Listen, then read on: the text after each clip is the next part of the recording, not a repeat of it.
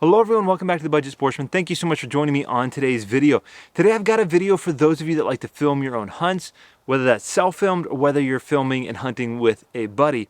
Today I'm taking a look at a camera arm that I got a chance to test this past hunting season, and this is the JRO Outdoors camera arm.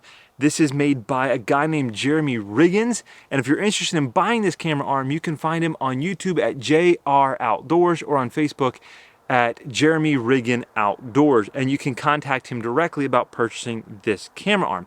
What I want to do today is just walk through some of the details, the pros and the cons of the arm, what I like, and a few things that I personally didn't like but may not be deal breakers for you. Now right out of the gate, I do want to mention that Jeremy did send me this camera arm for free so that I could give him some feedback on the design as well as do a review for all of you. So big thank you to Jeremy for doing that. Now if you want to buy this camera arm yourself, right now the price is $215 for bare metal or $235 if you want it powder coated in a black color. Now personally, I would recommend spending that extra $20 for the powder coating. I'll go into more of that in just a moment as I go through sort of my list of pros and cons.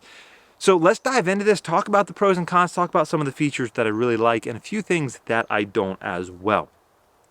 First of all, one thing I love about this arm is it is super light. I mean, I'm just holding it in my hand here, it feels like nothing. Without a fluid head on it at all, which your fluid head that you're gonna use is gonna be different weight than mine, so I'm just gonna weigh it without. This weighs in at 2.2 pounds, including the included cam buckle strap, which I don't have on here right now just so it's not dangling around.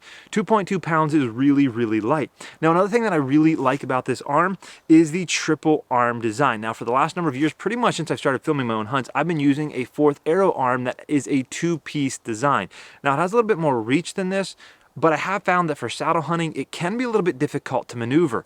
This arm, in my testing, is a lot easier to maneuver around the tree, between yourself with saddles and ropes in the tree.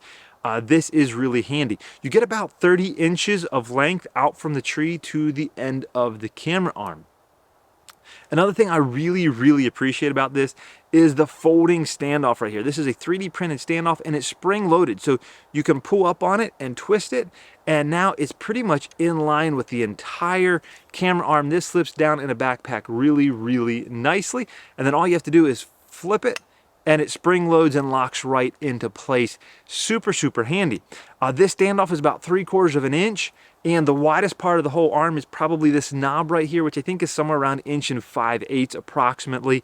So that's the widest part. But overall, this is a super thin and slim profile design. As a matter of fact, when I put my fluid head on here, that becomes the biggest and bulkiest part of this entire equation.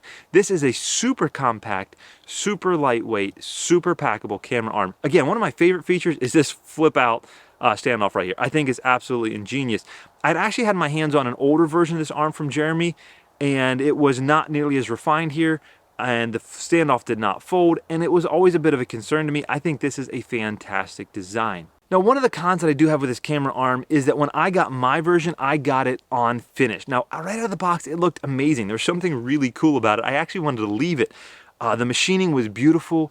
Just a really nice looking bare aluminum product, and it looked amazing. I wanted to leave it, but I knew that I had to paint it or coat it in some way so that I wasn't going to get shine and glare in the wood. So I tried to do all the prep that I could. I tried to clean it really well, get the oils off of it. I tried to use self-etching primer, all the things that I felt like I needed to do to get a good adhesion on aluminum. And to be honest with you, I just did not get a good adhesion. After a few hunts, paint was already starting to chip off. Even here where it's just the plastic is hitting on the metal, it's coming off. And so I would really suggest that if you're going to buy this arm, that you do go ahead and spend the extra $20 to get it powder coated. To be honest with you, by the time you buy the paint and you take the effort to clean it, it's probably really going to be worth the $20, both in your time and the materials that you're going to purchase. So I would recommend that because I think you're going to get a much better result from that powder coat finish. Now, if you want to do something fancy and you want to do a camo pattern and all that, then you go right ahead and do that. I just found in my experience that I did not get really good adhesion with the paint. I also found that I had trouble with the paint getting in some of the washers and creating a squeak. Again, I would just go ahead and get it powder coated and let Jeremy take care of all of that before it is ever shipped to your door. All right, so this season, this is the camera that I used a good bit of the time. This is a Canon R6, a mirrorless camera, and a 24-70 2.8 lens. Now, whether or not that means anything to you doesn't matter. The point is this camera and lens setup weighs about 3.5 pounds. That's not heavy in the realm of professional video making equipment, but it may be heavier than what a lot of, you know, the average hobbyist is going to use. Somebody who's maybe just filming for a startup YouTube channel, somebody who's maybe filming for just memories, share with family and friends, those kind of things. This camera is probably a little bit heavier than that category. Now, I've got no concerns about this camera holding, or the camera arm holding, that much weight. In fact, Jeremy's got videos of this arm holding way more weight than that. You should go check out some of those videos. But what I did have a problem with is bounce. Let me show you.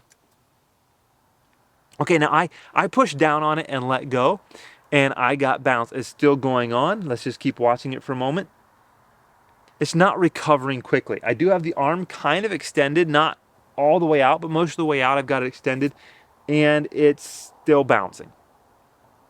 Now, in my initial testing ground level before the season, I kind of thought that's not a big deal. I just won't bounce it. I'll just be more careful.